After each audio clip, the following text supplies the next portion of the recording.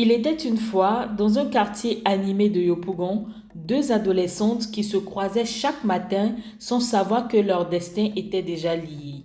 L'une s'appelait Choura, une ivoirienne vive, mais avec une bouche qui pouvait papoter jusqu'à faire fondre la pluie.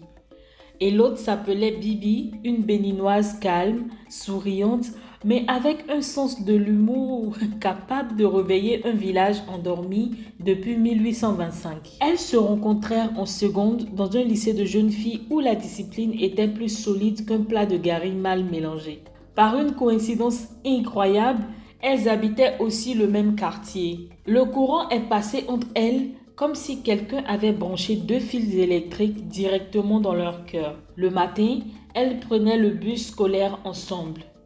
Mais dans ce bus, il y avait quelqu'un qu'on ne pouvait pas oublier. L'éducatrice. Une vieille dame sévère, debout comme un baobab et surveillant tout. Elle criait chaque matin: « On se fourre les filles, les cheveux bien peignés les filles. On reste bien sage dans le bus, les filles. » Bibi, avec son esprit taquin, l'avait surnommée Mémé Barbarita parce qu'elle était coquette malgré son âge et donnait des ordres comme une générale de guerre. Rien que de voir Mémé Barbarita monter dans le bus, Choura et Bibi se regardaient déjà. Et boum, crise de fou rire silencieuse. Elles avaient compris que leur âme était connectée par le même Wi-Fi de la rigolade. Elles avaient chacune leur petit cercle d'amis au lycée, mais jamais un jour ne passait sans qu'elles ne se retrouvent pour discuter. Elles parlaient de tout. Les garçons, les rêves, les profs trop stricts, leurs projets, leurs cheveux, la vie, l'avenir et surtout le béret. Ah ça, si le Congossa était une matière scolaire, elles auraient eu 15,5 sur 20 avec les encouragements du jury. Après le lycée, le destin les a envoyées dans deux directions différentes. Bibi est retournée au Bénin pour ses études.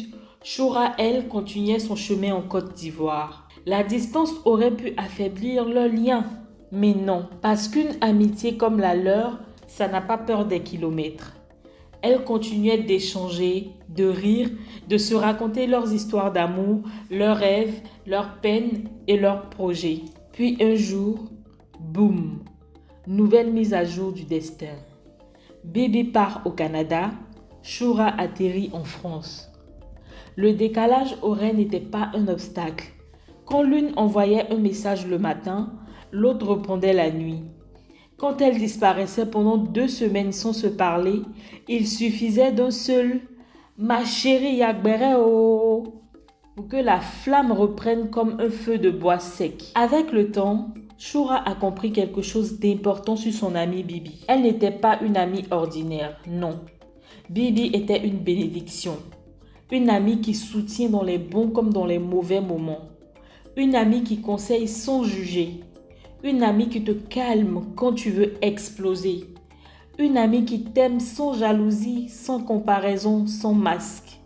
Une amie qui prie pour toi, qui t'encourage, qui t'écoute même quand elle est fatiguée. Une amie qui connaît la version longue, la version courte et la version secrète de ta vie. Et qui reste quand même. Bibi, c'est ce genre de personne qu'on ne trouve qu'une seule fois dans la vie. Une perle rare, taillée par Dieu lui-même. La morale de cette histoire est que quand l'amitié est vraie, rien ne peut l'éteindre. Ni la distance, ni les kilomètres, ni le temps, ni la vie d'adulte. Je t'aime ma Bibi d'amour. Abonne-toi.